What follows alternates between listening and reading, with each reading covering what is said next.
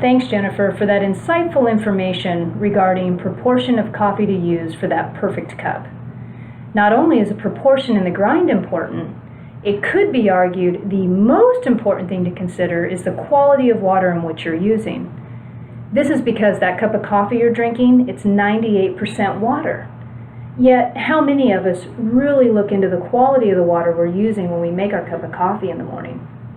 I'm going to go over 3 options for you for different types of water. See what you may choose at the end of my discussion.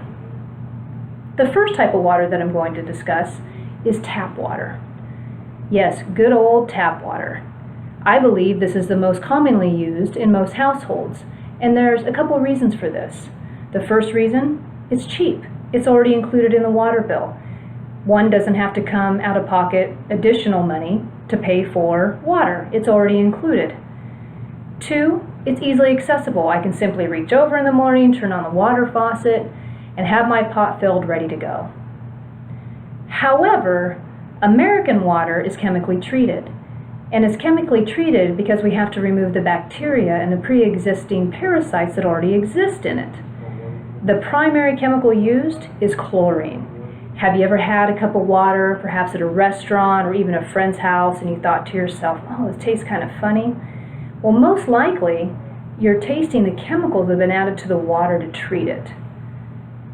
That would have an impact on the flavor of the coffee, if you ask me. The second type of water that I'm going to discuss with you is bottled water. The good news about bottled water is it's filtered. Therefore, the taste or the flavor of the coffee is immediately enhanced because the bottled water is absent of almost all chemicals. Did you notice I said almost? That's right, bottled water still has chemicals in it. The reason why? The plastic in the bottle gets absorbed by the water, and so you're still taking chemicals into your body. The flavor, however, has been enhanced. So, if you're someone who has digestive problems, you might want to steer away from even bottled water because I'm not quite sure if that'll still lean to your favorite cup of coffee. And lastly, and perhaps my favorite, I'm a little biased, is a product called Kangen water.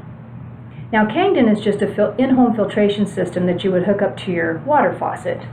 And what this filtration system does is, at first, it filters the water, removing all the chemicals, but then it has a second transition that it goes through, where it actually separates the acid part of the water from the good water. It also increases the pH level in the water, which is good for the body. After I had a pot of coffee made with this particular filtrated water, I will tell you, I have never gone back to tap water or bottled water when making my perfect pot of coffee. So I ask you today, after hearing your 3 options, which one of those would you think would work better for the best cup of coffee for you? And now I'm going to turn it over to Philip, and he's going to give us some final thoughts on this topic.